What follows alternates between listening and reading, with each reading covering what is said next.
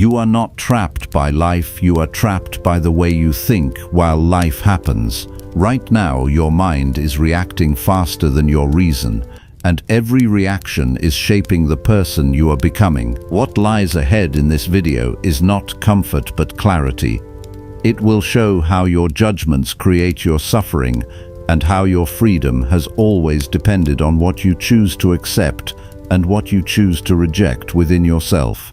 You will be asked to look directly at your daily thoughts, your silent excuses, and the way you hand control to things you cannot govern. If you are willing to live with that level of honesty, stay here and go deeper. If you want to begin training the mind instead of being ruled by it, subscribe and stay with this work as part of a serious community built on reason, discipline, and inner truth. What follows is a guide to taking your mind back from itself. Number 1. Confront your excuses before they become your permanent prison. Stop and look at yourself without mercy. Not the version you show others, not the version you defend in your mind, the real one. The one that keeps postponing what must be done and calls it patience. The one that keeps avoiding discomfort and calls it wisdom. The one that keeps feeding weakness and calls it personality. This is where change begins, not in comfort, not in applause, not in the opinions of other people. Change begins when you admit that many of the chains on your life were not placed there by fate, but forged by your own repeated excuses. Every day you delay the work of self-rule, you strengthen the prison walls. Every time you say tomorrow when you know the truth today, you make the lie harder to break. A man is not trapped because the world is cruel. He is trapped because he has grown familiar with his own surrender. You do not need a better world to begin. You need a more honest mind. The true battle is never against circumstances first. It is against the false judgments you make about those circumstances. You look at your failures and say the task is too hard. You look at discipline and say you are too tired. You look at your own weakness and say this is just who you are. But what are these statements except judgments? And what are judgments except choices? The mind does not suffer because events are severe. It suffers because it keeps adding fear and complaint to what happens. The event is one thing, your opinion about it is another. The first may not be in your hands, the second always is. If you can see this clearly, then you are already standing at the gate of freedom. If you cannot see it, then every difficulty will continue to rule you. Most excuses are not honest reports. They are attempts to escape the pain of self-command. You tell yourself you are waiting for the right time. You are not. You are waiting to feel less resistance. You tell yourself you need more confidence. You do not. You need more action. You tell yourself others make it impossible. They do not. They merely make it harder. Hard is not impossible. Uncomfortable is not unjust. Slow is not hopeless. What weak people call a reason to stop is often only a reason to begin with greater discipline. The soul grows not when life becomes easy, but when it refuses to kneel before difficulty. If you keep asking for a path without resistance, you are asking for a life without character. That life does not exist. The world offers strain. Your duty is to answer with reason. You must learn to distrust the mind when it begs for delay. The mind that has not been trained will always invent noble-sounding excuses for surrender. It will say you need more rest when you really need more resolve. It will say you must protect your peace when you are only avoiding what would strengthen you. It will say this one time will not matter while it quietly teaches your character to accept defeat. No single indulgence destroys a life, but repeated indulgence teaches the soul to bow. The danger is not only the action, the danger is the lesson you teach yourself through the action. Each excuse becomes a vote for the weaker self. Each act of avoidance becomes a rehearsal of cowardice. Each moment of honest resistance becomes a rehearsal of freedom. Look closely at what you call your personality. Many things you have accepted as fixed, are only habits repeated long enough to feel natural. You say you are impatient, then train patience. You say you are disorganized, then order your day. You say you are easily angered, then pause before speaking. You say you cannot stay disciplined, then stop speaking about discipline and start performing it in small acts. Character is not a mystery hidden from you. It is made visible in the choices you repeat when no one is watching. You are not condemned to remain as you are, but you are responsible for becoming what you claim you value. No one can do this work for you. No one can think in your place. No one can choose virtue for you. No one can endure the first hard hours for you. The burden is yours, and so is the power. The first act of transformation is to separate what is up to you from what is not. This is not a slogan, it is a discipline. Your body may be weak today. The weather may be harsh. The people around you may be careless. Your past may be heavy. Your opportunities may be limited. These things are real, but whether you complain about them or work within them is still up to you. Whether you meet them with laziness or with reason is still up to you. Whether you become bitter or steady is still up to you. This division must become your daily map. If you spend your strength trying to control the winds, you will have no strength left to steer your ship. If you direct your attention to your own judgments, your own actions, your own choices, your own refusal to lie to yourself, then you will find there is far more power in you than you thought. The excuse often begins with a feeling. You feel tired and conclude you cannot act. You feel afraid and conclude the task is not for you. You feel uncertain and conclude you must wait. But feeling is not command. Feeling is a passing condition. A rational human being does not bow before every feeling that appears. He examines it. He asks whether it is true. He asks whether it deserves obedience. He asks whether it helps virtue or weakens it. If you let every feeling become a law, then you have surrendered the throne of your mind to whatever noise passes through it. That is no life.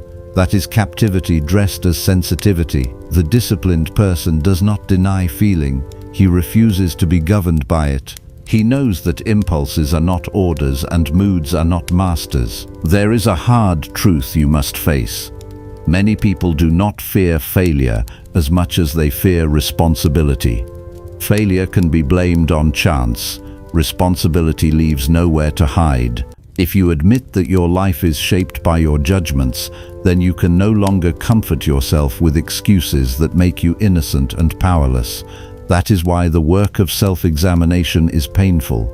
It removes the alibi.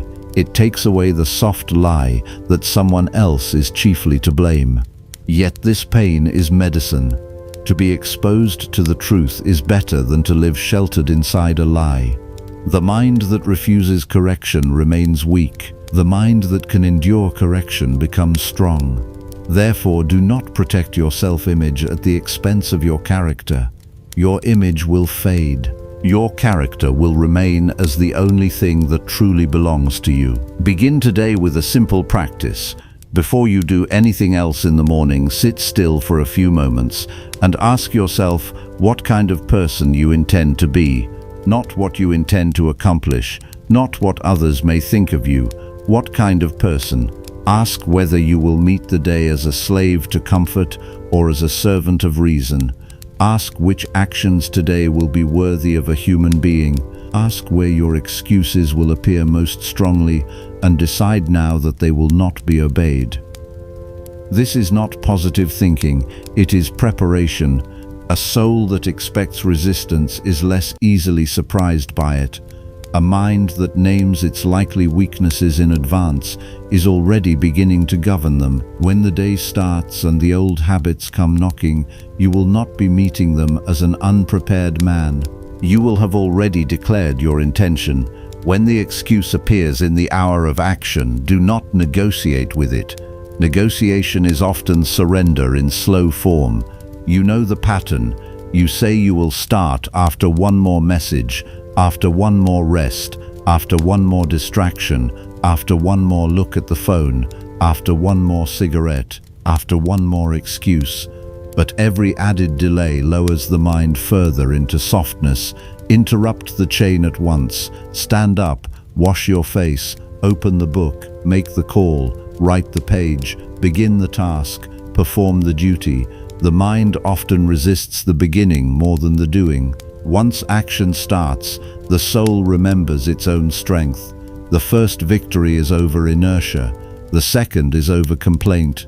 The third is over the old identity that insisted change was impossible. Do not wait to feel worthy. Worthiness is not a feeling.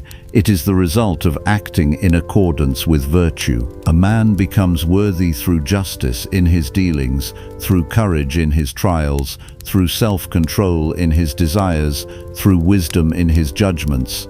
These are not decorative ideas. They are the structure of a life that does not collapse under pressure. Every excuse attacks one of these four foundations. Excuses make you less honest because they hide the truth. They make you less just because they make you careless toward your duties. They make you less courageous because they teach you to retreat from what is difficult. They make you less self-controlled because they grant pleasure authority over principle. If you wish to transform yourself, then you must defend these four foundations every day, not once. Not when it is convenient, every day. Think of the many times you have said your situation prevents you from growing. Yet, is there ever a situation that prevents a man from choosing his own mind? There may be poverty and illness and conflict and rejection and failure. These can wound the body and strain the nerves, but they do not force the soul to abandon virtue unless the soul consents. That consent is the real injury. A person may be surrounded by hardship and still remain free if he governs his judgments. Another may live in comfort and still be a slave if he cannot govern himself. The difference is not what they possess, the difference is what commands them. One is ruled by reason, the other by appetite. One can be called poor and remain rich in character. The other may be called successful and still be inwardly ruined. You must stop treating your weaknesses as if they deserve endless sympathy. Sympathy has its place when suffering is real, but when you are merely repeating the same indulgences and calling them wounds, you are not helping yourself. You are preserving the disease. There is a kind of tenderness that weakens the soul because it never demands anything of it. There is another kind that strengthens because it refuses to lie. Be tender enough to understand your struggle. Be strict enough to overcome it. Tell yourself the truth plainly. You are not as helpless as you pretend. You are not as broken as your excuses suggest. You are not as trapped as the part of you that loves delay wants you to believe. You have choices. You have a mind.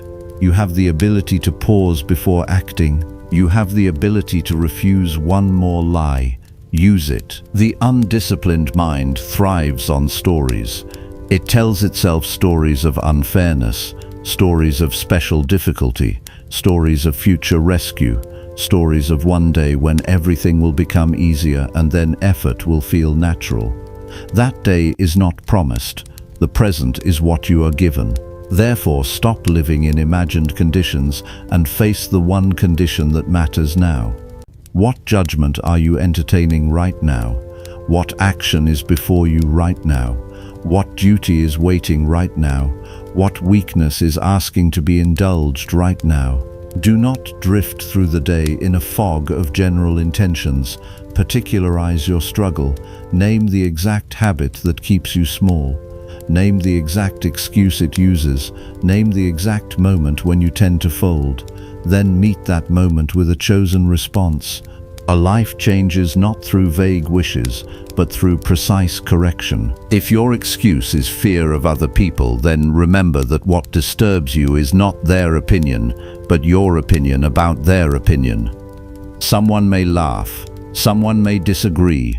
Someone may judge you unfairly. None of this can harm your character unless you hand over your judgment to them. Their thoughts are theirs. Your duty is yours. If your excuse is fear of failure, then remember that failing at a worthy action is not disgrace. Refusing the worthy action is disgrace. If your excuse is exhaustion, then examine honestly whether this is real bodily need or merely a softened habit. Rest when rest is required. But do not use rest as a mask for avoidance. If your excuse is past damage, then do not deny the wound, but do not worship it either. What happened to you may explain your habits. It does not absolve you from changing them. To confront excuses is also to confront the hunger for immediate comfort. The soul becomes weak when it demands that every task be pleasant before it will obey. But the good life has never been built by those who only act when the path is easy. A human being was made for work worthy of reason, not frantic work, not empty busyness, not ambition without character. Work that shapes the soul, work that strengthens virtue, work that meets necessity with dignity. You were not born to be managed by your impulses. You were born to direct them. You were not born to chase every comfort. You were born to test your strength against reality. Each time you choose the harder right over the easier wrong, you make yourself more human. Each time you choose the easier wrong, you make yourself less. There is also an excuse called waiting for clarity. You tell yourself you cannot begin until you understand everything, but complete clarity often comes after action, not before it. A rational person does not demand that life remove all uncertainty before he behaves well. He acts well within uncertainty. He accepts that some things are hidden and still does his duty.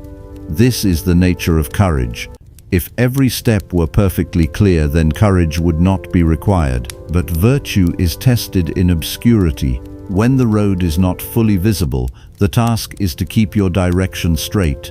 Stay with what is noble, stay with what is just, stay with what is under your control. The rest will unfold as it must. Your part is not to know all outcomes. Your part is to remain faithful to reason. You should also examine the way you speak when you explain your own failures. Many of your words are not explanations but protections.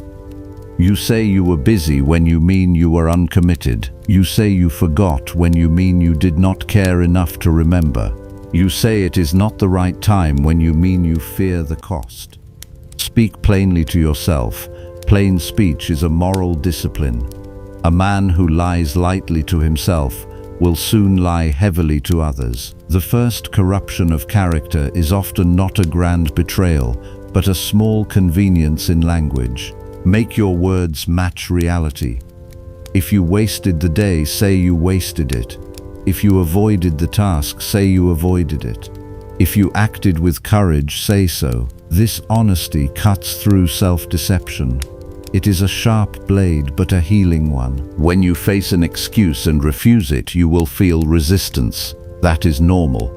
The old self does not yield quietly. The part of you that has been fed by comfort will complain when its supply is cut off. Do not be alarmed by this. Do not confuse resistance with a sign that you are doing harm to yourself. Often it is the sign that you are stopping the harm. The soul that has been spoiled will cry out when correction begins. Hold firm. A child resents discipline before he benefits from it. So does the undisciplined mind. But you are not required to remain childish. You can endure the protest and continue. This is what self-rule looks like. Not the absence of inner friction, but the refusal to let friction decide. Build your day around acts that are difficult enough to matter, but simple enough to repeat. Wake at the time you said you would. Make your bed. Clean the space around you. Begin the most important work before the mind scatters. Finish the thing you started. Speak truth even when it is uncomfortable. Stop yourself before the pointless complaint leaves your mouth. Put away the device when attention is needed. Return to the task when wandering begins. Keep your promises to yourself in small things, because the soul learns trust through repetition. If you betray yourself in little matters, do not expect strength in great ones. The will is trained by what it repeatedly permits. Therefore, make your daily discipline severe where it should be severe, and simple where it should be simple. There is no nobility in complexity for its own sake. There is nobility in reliable self-command. At some point you must decide whether you will keep living as a spectator of your own life or as the governing mind within it. The spectator watches his habits with a helpless shrug. He knows what is wrong. He sees the pattern. He names the problem. Then he does nothing. The governing mind does not live this way. It observes itself in order to correct itself. It does not merely analyze pain. It acts against what causes pain. It does not merely understand the chains. It breaks them. There is no virtue in endless self-awareness if it does not lead to change. The point of examination is not self-absorption. The point is self-command. Look into yourself so that you may become trustworthy to yourself. Look into yourself so that you may stop being ruled by what you already know is harmful. You will be tempted to think that transformation requires a new identity, a grand moment, or a dramatic turn. It does not. It requires repeated refusals. Refuse the first excuse. Refuse the second. Refuse the story that says you are different from what you choose. Refuse the lie that your emotions are your destiny. Refuse the luxury of self-pity. Refuse the habit of giving yourself a pass for the very behaviors you condemn in others. There is a fierce kind of peace that comes from no longer betraying yourself. When the mind stops making bargains with weakness, it becomes simpler. Simplicity is not emptiness, it is order. The ordered soul no longer wastes strength on internal arguments. It knows its duty and does it. Remember that your life is built in hours, and hours are built in choices. Do not dismiss a single choice as too small to matter. A life of discipline is nothing more than many small choices made well. A life of drift is many small choices surrendered. The scale of the decision does not determine the truth of its effect. The repeated small indulgence becomes character. The repeated small restraint becomes character. The repeated excuse becomes a way of life. The repeated refusal of excuses becomes freedom. This is why you must be strict with the first moments of weakness. The first lie must be met with truth. The first delay with action. The first complaint with silence. The first desire for comfort with measured endurance. If you are severe at the beginning, you may save yourself years of regret. There is strength in accepting limits, but not in surrendering to them without examination. You may not be able to make yourself perfect today. You may not erase every habit by sunset. You may not rebuild your mind in 1 hour, but you can begin now. And beginning now matters more than regretting yesterday. Do not let the scale of the work frighten you into inaction. The whole road is walked one step at a time. The whole character is formed one judgment at a time. The whole prison is weakened one honest refusal at a time. You are not required to finish the life in a day. You are required to begin the work in this one. If your excuse is that others have done worse to you, then remember that their wrongdoing does not command your response. It can wound, it can constrain, it can leave scars, but it does not define what your own mind must become. The person who is wronged still has a duty to himself, to remain just in spirit, to avoid becoming like what he resists, and to keep his own inner citadel uncorrupted. Do not allow the injuries of others to become the excuse for your own surrender. You cannot control what was done. You can control whether it becomes the model for your own conduct. That choice is yours. Guard it carefully. If your excuse is that you have tried before and failed, then do not be ashamed of failure. Be ashamed of repeating it without learning. Failure can instruct a man.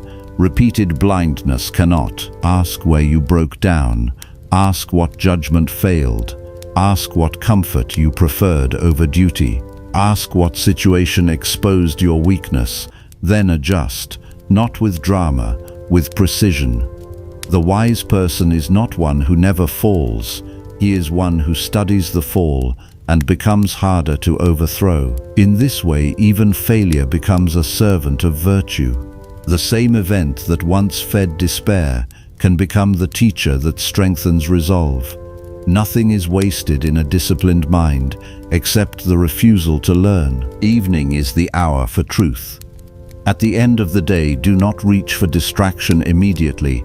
Sit with your actions, review them without theater. Ask what you did well, ask where you yielded, ask where you blamed, ask where you acted from reason and where you acted from impulse. Ask whether you were just, ask whether you were moderate, ask whether you were brave, ask whether you were wise. Do not allow yourself vague approval. Do not allow yourself vague condemnation. Be exact. Exactness brings freedom because it removes confusion. If you made progress, acknowledge it. If you failed, correct it. Then set the intention for tomorrow before sleep closes the day. This habit alone can change a life, for a man who examines himself daily cannot lie to himself forever. The truth catches up with him and remakes him. There is nothing weak about asking more of yourself. Weakness is the refusal to ask. Weakness is the acceptance of decline as identity. Strength is the opposite. Strength says, I will not be ruled by what is lower in me.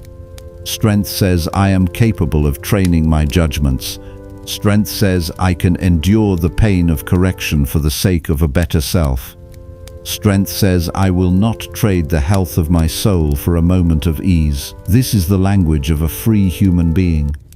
Not inflated pride, not self-congratulation. Calm command. If you speak to yourself in this way often enough, the soul begins to answer. It becomes less noisy, less frightened, less eager to escape, more steady, more capable of duty, more ready to live. Do not imagine that your transformation must be visible to others in order to be real. The deepest changes are often silent. A man can become freer long before anyone notices. He begins to interrupt his impulses. He begins to let insult pass without surrendering reason. He begins to work when he would rather drift. He begins to tell himself the truth before the day can soften into excuses. He begins to carry hardship without making a spectacle of it. He begins to live for virtue rather than for comfort. These changes may look small from outside. They are not small within. They are the foundation of an unshakable life. You must also remember that virtue does not mean harshness toward all things. It means proper judgment toward all things. There is a time to rest, a time to speak, a time to be silent, a time to move, a time to endure, a time to step back from what is not yours to control, a time to engage fully in what is. Excuses blur these distinctions. Virtue clarifies them. When you know what belongs to you and what does not, you stop wasting energy on the impossible and stop neglecting the possible. This is one of the great reliefs of Stoic practice. It does not promise that everything will go your way. It promises that your mind need not go astray even when things do not. The day will come when your excuses no longer sound convincing because you will have listened to them long enough to know their emptiness. They always promise relief and deliver weakness. They always promise protection and deliver bondage. They always promise a safer path and deliver a smaller life. Do not wait until you are old to discover that you have been living beneath your ability. Do not wait until loss or regret sharpens your mind. Start now while strength still remains to be used. Start now while the habits can still be changed. Start now while your life is still being written by the hand that holds it. Every day you delay writes the same chapter again. Every day you act writes a different one. You are not here to drift through your days. You are here to govern yourself. That is a serious task, and there is no dignity in pretending otherwise. The world will not stop demanding things of you. People will not stop testing your patience. Events will not stop challenging your control. Your mind will not stop offering easy lies, but neither will your reason stop being available. Neither will your power to choose stop existing. Neither will your capacity for virtue disappear unless you abandon it. The choice remains. This is the great burden and the great honor of being human. You can live as one more person driven by habit and comfort, or you can live as one who has looked at his own weakness and decided that it will not rule him anymore. So ask yourself now with complete honesty, what excuse have you protected too long? What duty have you avoided because you preferred the comfort of delay? What action have you already known was right but refused to take? What habit has grown because you kept feeding it with attention and mercy that were never deserved? Look at these things without dramatizing them and without hiding from them. Then do the one thing excuses hate. Act. Not tomorrow, not after you feel ready, not after the mood changes. Now, make the call, begin the work, end the scrolling, stand up, return to the task, apologize where you must, clean what you neglected, study what you avoided, train what you let weaken, speak truth where you have been evasive. Choose what is right because it is right. The life you want is not hidden behind some grand future. It is hidden behind the next honest choice. The prison you fear is not only outside you, it is maintained by every false excuse you continue to accept. Therefore, break the agreement. Refuse the old bargain.